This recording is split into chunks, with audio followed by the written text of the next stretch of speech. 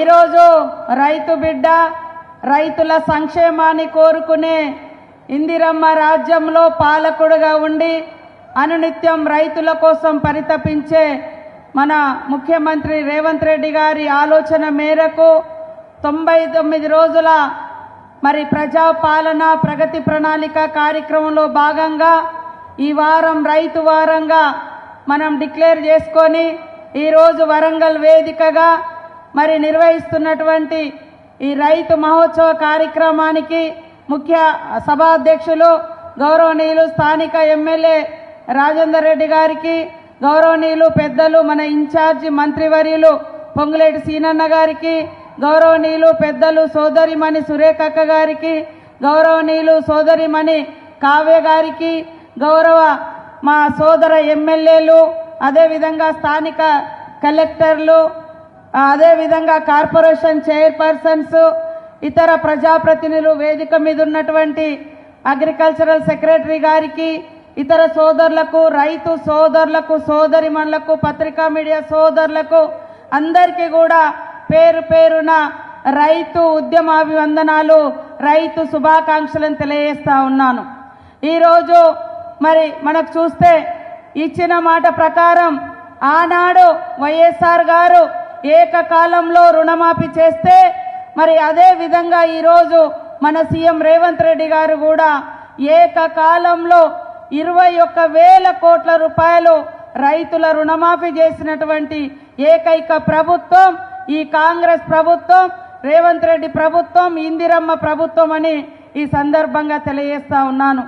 రైతులకు ఆనాడు బీఆర్ఎస్ ప్రభుత్వం వరేస్తే ఊరే అని చెప్పి సన్నవరి వేయకుండా అడ్డుకుంటే ఈరోజు మీరు వరి పండియండి మీకు బోనస్ ఇస్తామని చెప్పి మరి బోనస్ 500 ఇస్తూ వరి కొనుగోలు చేసి సన్న బియ్యం కడుపు నిండా ప్రతి కడు పేదరికంలో ఉన్నటువంటి బిడ్డ కూడా సన్న బియ్యం తినాలని ఇవాళ రైతులను ఒక దిక్కు ప్రోత్సహిస్తూ ఇవాళ పేదవాళ్ళ కడుపు నింపే కార్యక్రమాన్ని కూడా ఈరోజు మన ప్రభుత్వం చేపట్టడం జరిగింది.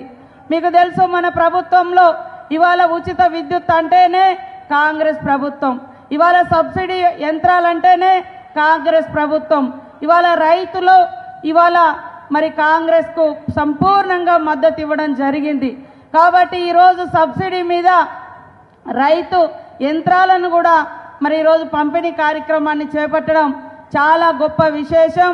గ్రామీణ ప్రాంతాలు గ్రామాలలో రైతు మరి వ్యవసాయం చేస్తేనే మనకు కడుపు నిండా అన్నం దొరుకుతుంది. అందుకనే రైతును సంతోషపరచడం కోసం ఇప్పటి వరకు లక్షల కోట్ల రూపాయలు ఒక దిక్కు రుణమాఫీ కావచ్చు, బోనస్ కావచ్చు, రైతు భరోసా కావచ్చు, ఈ రకంగా మనము వేస్తూ వస్తున్నాం.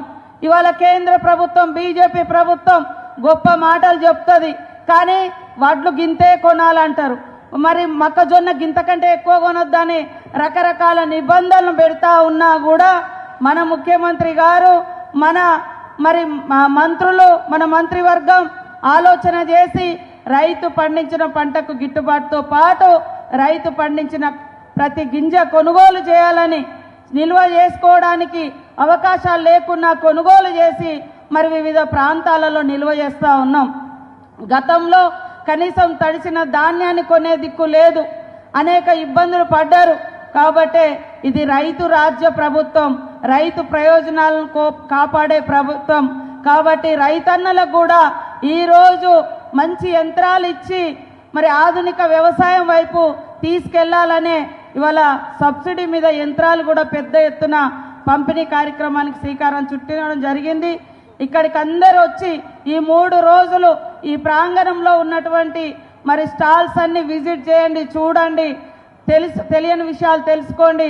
తప్పకుండా కొత్త కొత్త అంశాలను కూడా ఈ సదస్సు ద్వారా తెలుసుకున్న వాళ్ళు అవుతారు. కాబట్టి మా రైతు కుటుంబ సభ్యులందరికీ పేరు పేరున రైతు ఉత్సవ శుభాకాంక్షలను తెలియజేస్తూ సెలవు తీసుకుంటా ఉన్నాను. జై కిసాన్, జై జవాన్.